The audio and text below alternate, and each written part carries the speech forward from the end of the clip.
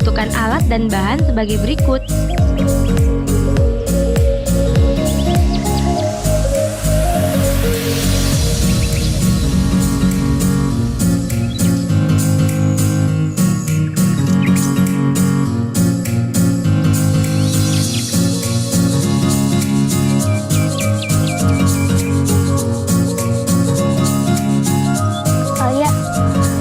Kita buat miniatur ekosistem hutan. Ayo, kita ngapain dulu nih? Pertama, kita warnain sungainya dulu. Pertama, tentukan ekosistem yang ingin kita buat. Kemudian, susunlah sekreatif mungkin.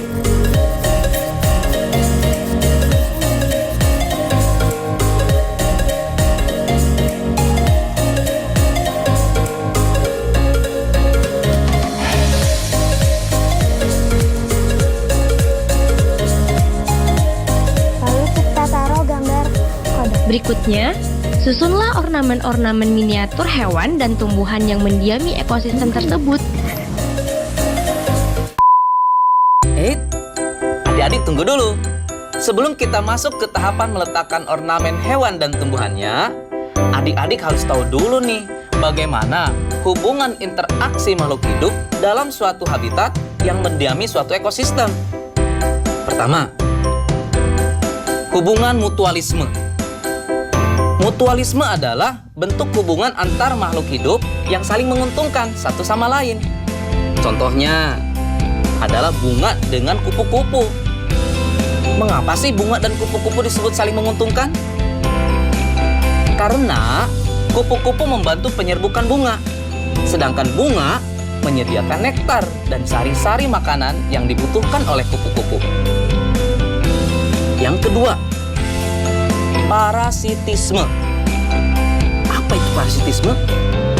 Parasitisme adalah bentuk hubungan yang merugikan yang dialami oleh salah satu organisme makhluk hidup, sedangkan yang lainnya diuntungkan. Apa sih contohnya? Contohnya adalah benalu dengan tumbuhan inangnya.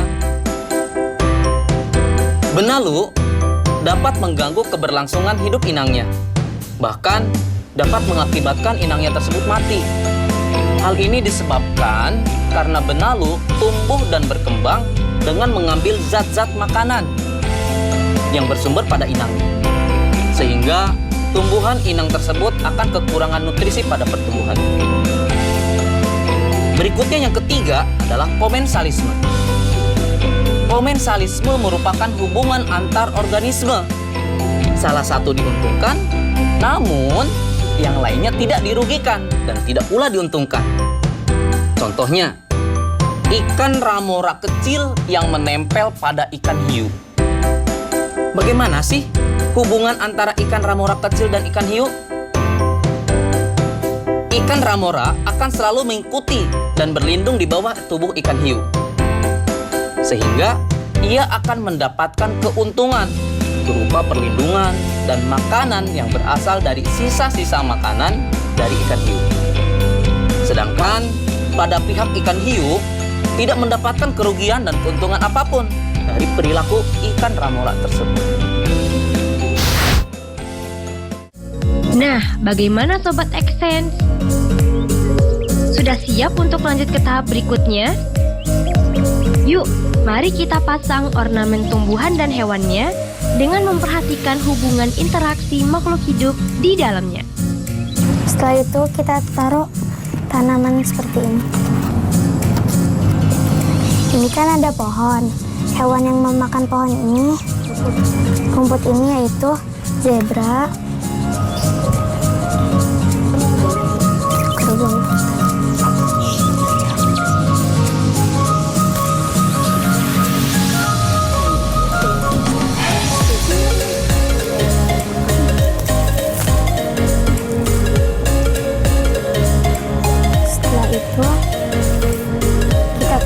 Kita taruh background hutan.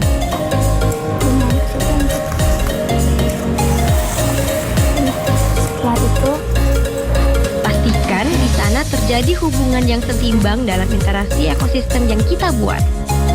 Dan jangan lupa ditempelkan burung elang.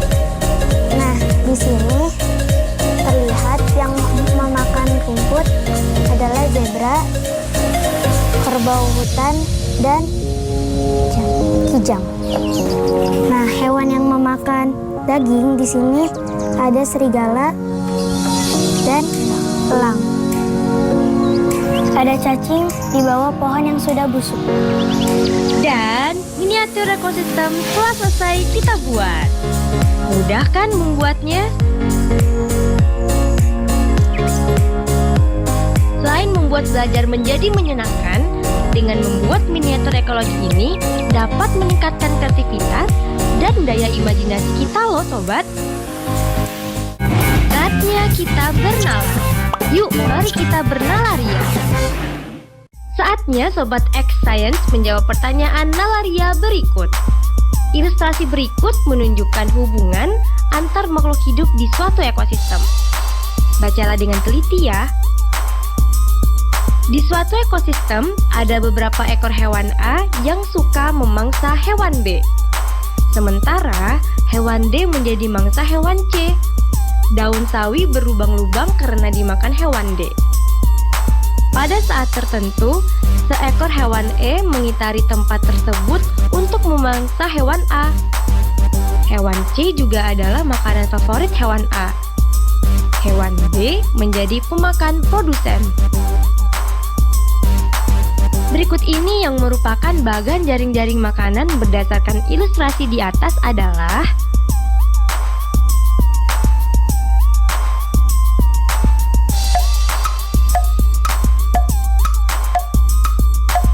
apakah sudah ada yang bisa menjawab?